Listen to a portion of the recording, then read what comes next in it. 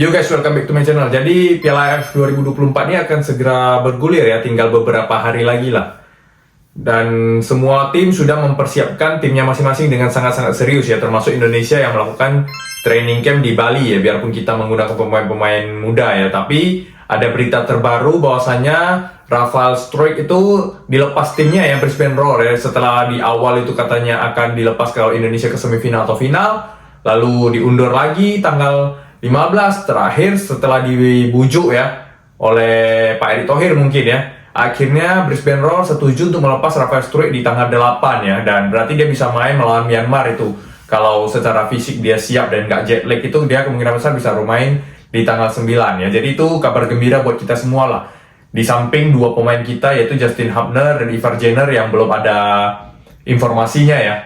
Tapi dengan adanya Rafael Struijk itu mungkin menambah daya gedor kita ya. Mungkin memang ini dari harapan daripada STI juga, semoga Rafael Struijk itu bisa secepatnya didatangkan ya. Berarti ada titik kelemahan lah mungkin ya di depan itu ya. Tapi dengan adanya Rafael Struijk mungkin lebih berkurang lah kelemahan di situ. Semoga timnya bisa tampil bagus gitu. Tapi kita dengar dulu reaksi netizen Malaysia ya terhadap penggunaan tim U22 daripada timnas Indonesia seperti apa ya.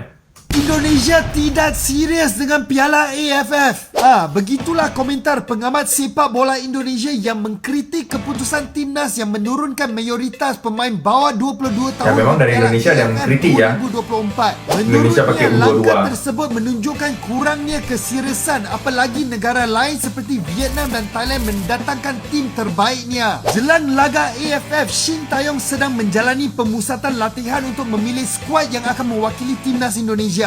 Sejauh ini baru beberapa pemain senior yang ikut, yakni Marcelino, Asnawi dan Arhan. Rafael Struijk akan dilepas oleh Brisbane Roar jika timnas lolos ke semifinal AFF, dan untuk saat ini Ivan Jenner dan Justin Hubner Nah ini berita yang kemarin dia belum tahu kalau Rafael Struijk udah main ya tanggal 8. Belum berpengalaman, ini adalah langkah cerdas yang merencanakan masa depan. Fokus utama skuad senior timnas Indonesia kini adalah kualifikasi Piala Dunia, dan Erick Thohir sedang bekerja keras mendatangkan pemain internasional untuk memperkuat tim. Pada saat yang sama, Piala AFF ini akan memberikan kesempatan kepada para pemain muda yang sebahagian besar merupakan pemain lokal untuk menunjukkan potensinya. Jika performanya bagus, mereka bisa segera diintegrasikan ke skuad senior. Abam ingin melihat permainan pemain muda seperti Kadir Ariel, Donny Pamungkas, Ferdian Shah, Hoki Chakra dan lingkar Marcelino dengan temannya Ronaldo Kuate. Gimana geng? Adakah kalian setuju dengan Abam?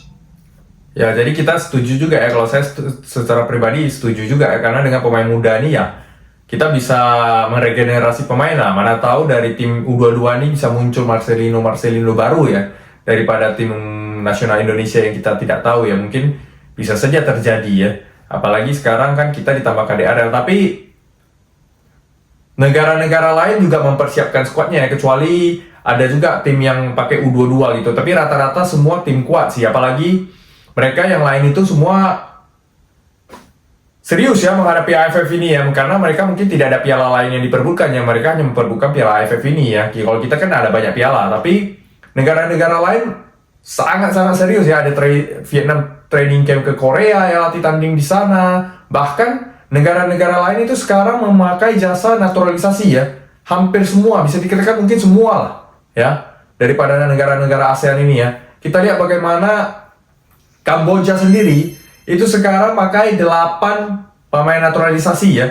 Ini mungkin mereka negara-negara Asia Tenggara ini mencoba meniru apa yang dilakukan Indonesia ya. Dengan Indonesia berhasil melakukan sukses ya. Sukses dengan percepatan daripada sepak bola Indonesia ya. Jadi negara-negara ASEAN ini juga melakukan hal yang sama ya. Mereka mulai dengan naturalisasi dan memainkannya di Piala AFF ini ya. Kita lihat di Kamboja itu ada 8 ya. Di situ ada Leng Nora ya, dan Nick Taylor ya. Ini dua pemain yang memang keturunan daripada Kamboja, yang memiliki ayah atau ibu yang dari luar Kamboja gitu. Lalu ada 6 pemain lagi itu naturalisasi dengan residensi ya, maksudnya yang tinggal 5 tahun di Kamboja, entah itu bermain bola di Liga Kamboja ya mungkin ya.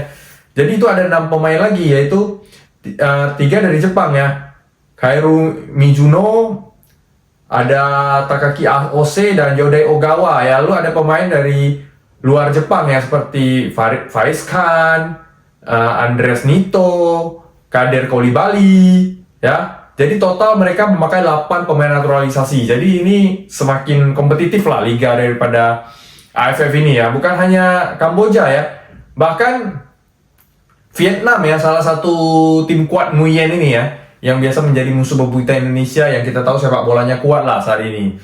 Dan peringkatnya juga tinggi ya, si Vietnam ini. Beberapa kali kita juga kesulitan. Itu sendiri juga yang biasa mereka sangat bangga dengan diri mereka juga sekarang memulai naturalisasi ya, di mana mereka memanggil pemain keturunannya yaitu Victor Lee ya, gelandang muda yang pernah bermain di besarnya itu di CSKA Moskow ya, pernah menarik perhatian daripada AC Milan juga, tapi akhirnya bermain di Liga Vietnam ya, Victor Lee.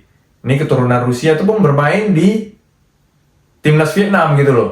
Apalagi mereka juga terakhir mendatangkan pemain Brazil ya untuk dinaturalisasi ya. Mungkin pemain Brazil ini udah lama di Liga Vietnam lalu dinaturalisasi ya. Ini posisinya striker namanya Rafael Son, tapi setelah dinaturalisasi namanya menjadi Nguyen Xuan Son ya. Nguyen Xuan Son namanya. Jadi kalau orang ini naturalisasi namanya berubah. Jadi Vietnam juga memakai naturalisasi ya. Dan Malaysia ya, negara tetangga kita juga tidak mau kalah ya dengan memanggil 4 pemain naturalisasinya ya.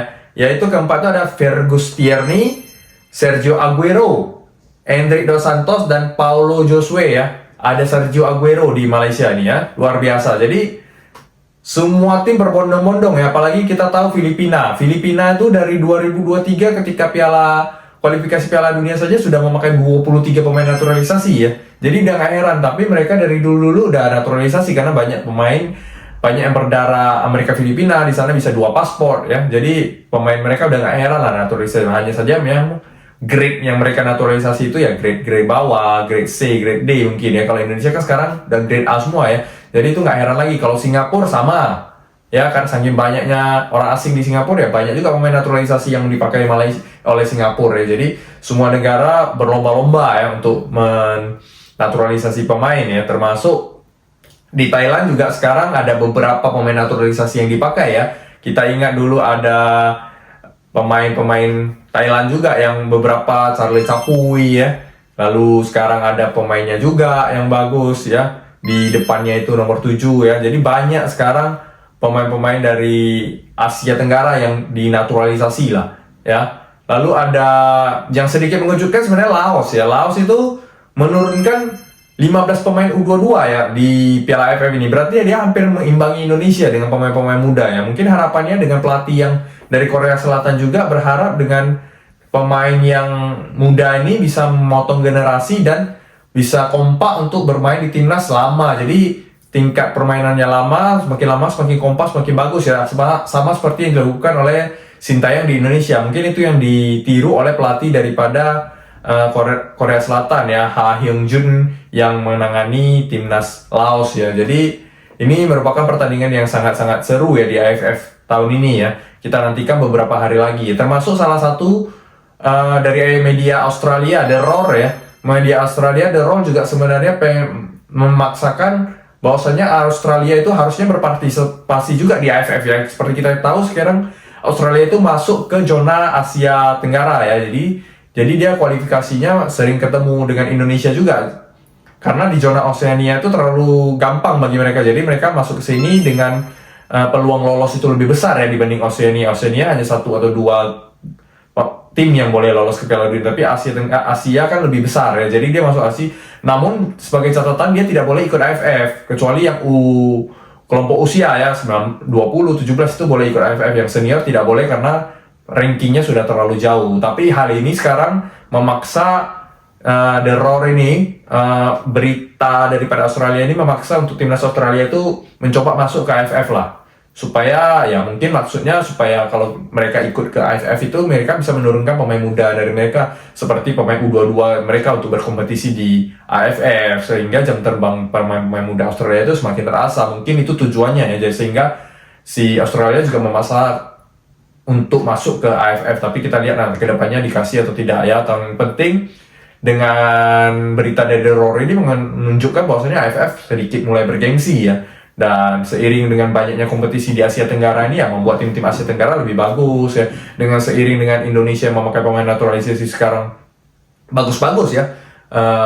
peringkat Indonesia itu memancing negara-negara tetangga kita untuk melakukan hal-hal yang sama ya. Di Malaysia sendiri sudah pada ribut ya minta ketua FAM ya, ketua PSSI-nya mereka itu untuk merombak dan menambah-nambah pemain keturunan ya yang bagus-bagus untuk diambil, memperkuat tim nasional untuk percepatan lah daripada tim nasional. Memang Indonesia menjadi role model saat ini ya, bukan hanya di Asia Tenggara, bahkan di dunia, karena progres yang kita tunjukkan sangat luar biasa ya. Jadi patut kita nantikan lah pertandingan dari AFF ini ya, karena sudah semakin dekat dan kita akan melihat wajah-wajah baru di tim nasional Indonesia, dan semoga Indonesia bisa pulang dengan hasil maksimal, membawa trofi daripada AFF inilah ya.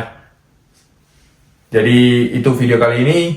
Ya, terima kasih teman-teman. Kalau jangan lupa di like kalau teman-teman menyukai video ini, dan di bawah ini ada tombol thanks ya, itu boleh ditekan kalau bagi teman-teman yang ingin memberikan sumbangsi ya di sana terhadap video ini. Terima kasih kalau ada yang mau menekan tombol thanks itu ya.